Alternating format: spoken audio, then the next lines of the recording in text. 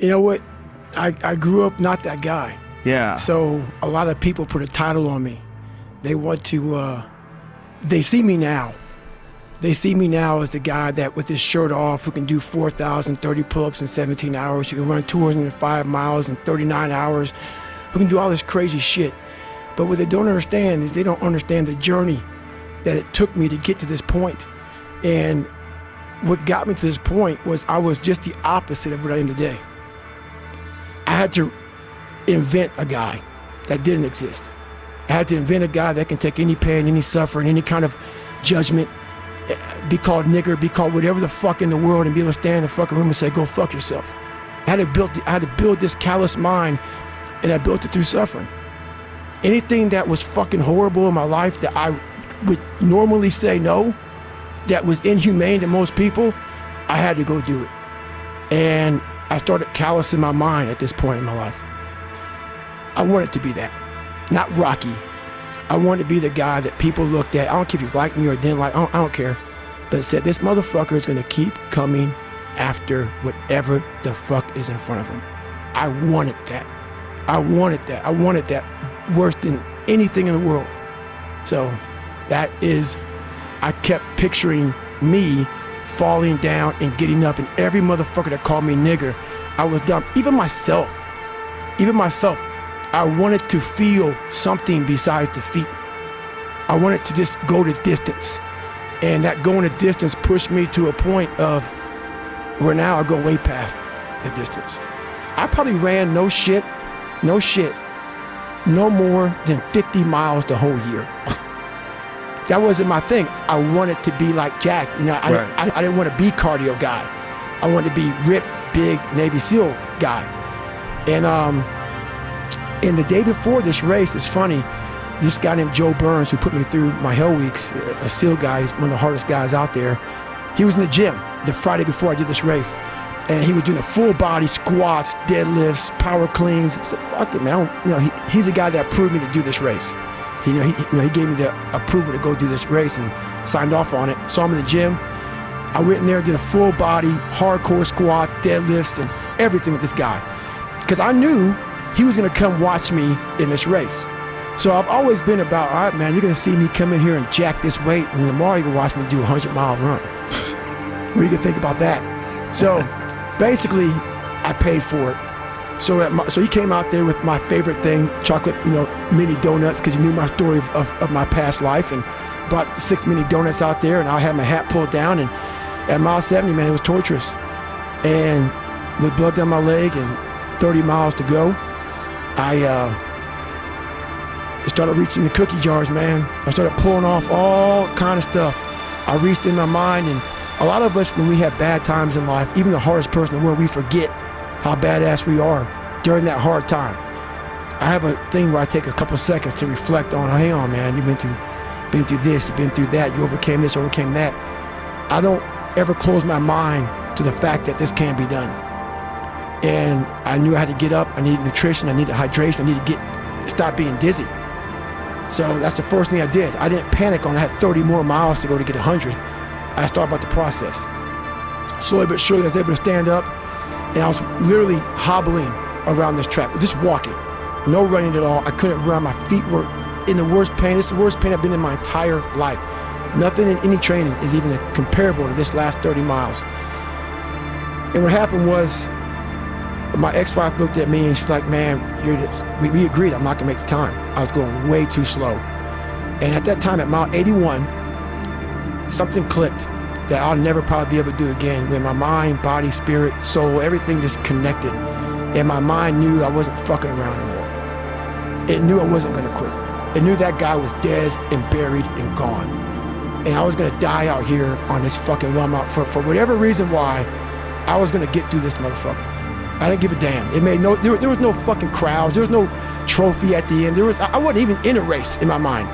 It was nothing. It wasn't about nothing. There was no nothing. It was a bunch of people who didn't know who the fuck I was, and it was me against me. And I used all these different dark places to start bringing out light and just fucking going deeper and deeper. Ended up running the next 20 miles. I ran 101 miles, and I ran the next 20 miles, ran at about a 10:30 pace. And I did 101 miles in 18 hours and 56 minutes.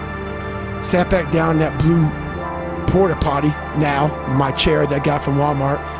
And that's when the body realized I was done. And this great feeling came over me, but also the worst pain in my life.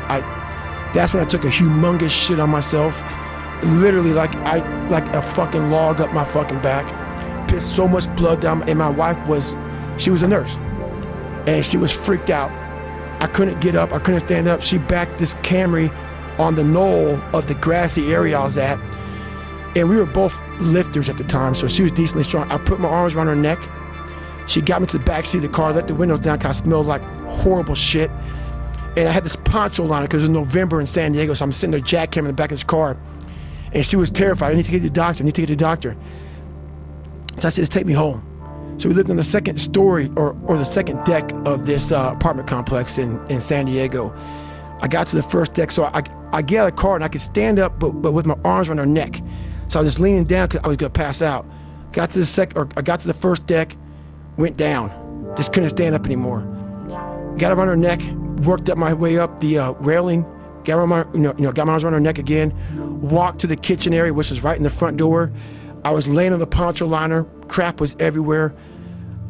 She helped me manage to get into the tub, and it looked like dirt was coming out of my penis. This looked horrible, just the grossest thing in the world. It was the worst pain I can ever be in my life. And the craziest thing, I'll tell you a story because it's right now. I'm not sadistic, I'm not crazy. People may think that. They may want to put a title on me after hearing me because it makes them feel better. Because they think, wow, this guy must be some special or just fucked up crazy dude. No, I'm a guy that came from nothing. Anybody's capable of doing shit like this. Anybody. And I sat in that tub. She put the water on me. She called my mom up. And my mom was dating a doctor at the time. The doctor said, you need to get him to a hospital now. She came back in. All I wanted to do was call Chris Costner on the phone, the race director of Badwater, and said, I fucking did it. So she said, I'm taking you to the doctor. I said, no, let me sit here and enjoy this pain. She said, what are you talking about? I said, I need to go to the doctor. I realized that. But I never thought it was humanly possible to do what I did. I went 70 miles. And at 70 miles, I was dead.